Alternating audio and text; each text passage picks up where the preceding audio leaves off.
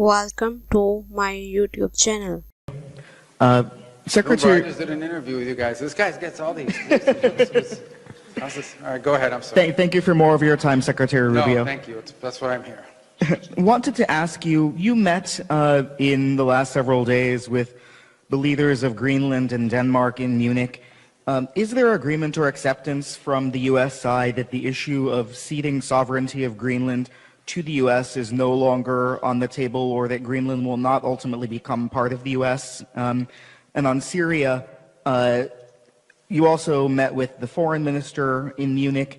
Several Republican congressional leaders have talked about serious concerns over al-Shara's ability to fulfill the conditions that you had laid out in May of 2025, and saying he's moving backwards on some of those regarding treatment of minorities, the role of foreign fighters.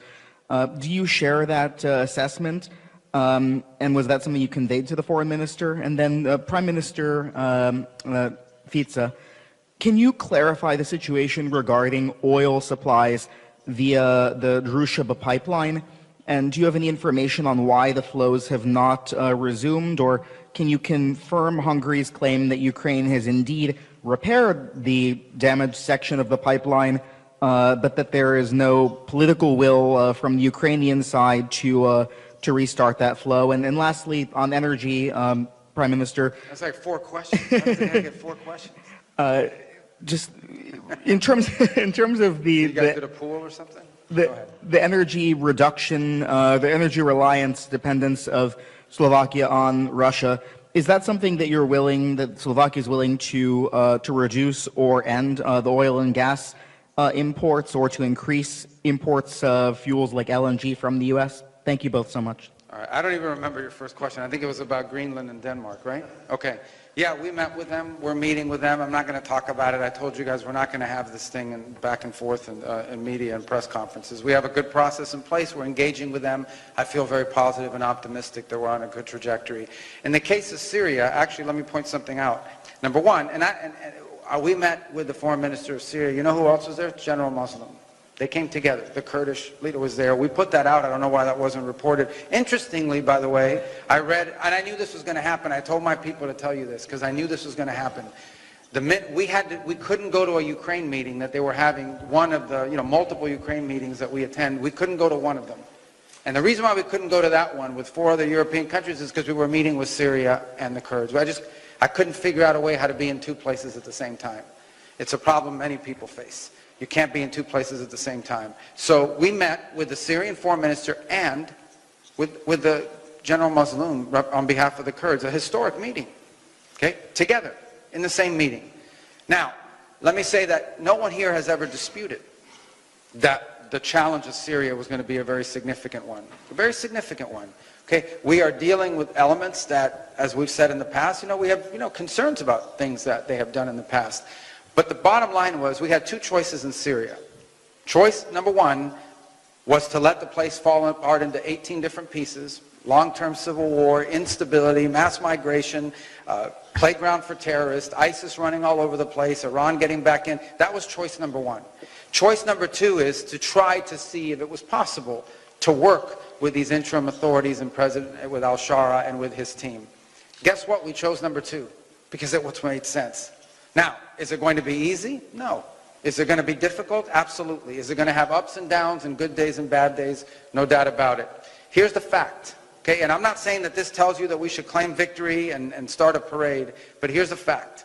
The fact is that when this situation erupted in the northeast of Syria, the president engaged personally, not once but twice with al-Shara, and he said, stop the fighting, so that we can move the ISIS prisoners that are there. Thousands of ISIS prisoners who, by the way, could have broken out and created havoc and chaos. Stop the fighting so that we can move these ISIS prisoners, and so that we have more time to work on this reintegration, the integration of the Kurds into the national Syrian forces.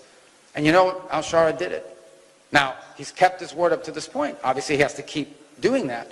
But that's what we've been able to achieve. We've been able to at least get him to agree to do that, and that's been important because we've been able to move those prisoners into Iraq and out of harm's way so that we don't have a massive jailbreak and 4,000 or 5,000 ISIS killers running crazy all over the place and threatening us in the future. And it's given us time to work on this integration agreement, which they have agreed to between the Kurds and the Syrian authorities in Damascus. Now, you have to implement that agreement.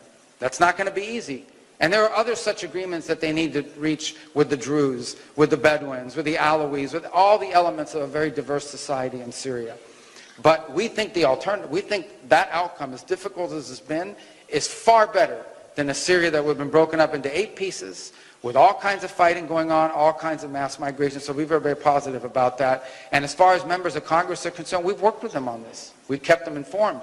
We've invited them to many of the meetings. In fact, Ambassador Barrack was in Washington last week briefing the congressional committees, always very blunt and very honest about the challenges involved in executing on this very difficult situation. But we think it's headed in a positive direction, even though it's been tested. There's been some difficult days. Frankly, there's been some days that have been, very concerning. But we like the trajectory. We have to keep it on that trajectory. We've got good agreements in place. The key now is implementation, and we'll be very involved in that regard. Those were my 2 questions, right? Okay. Thanks for watching this video. Please like, share this video and subscribe this channel.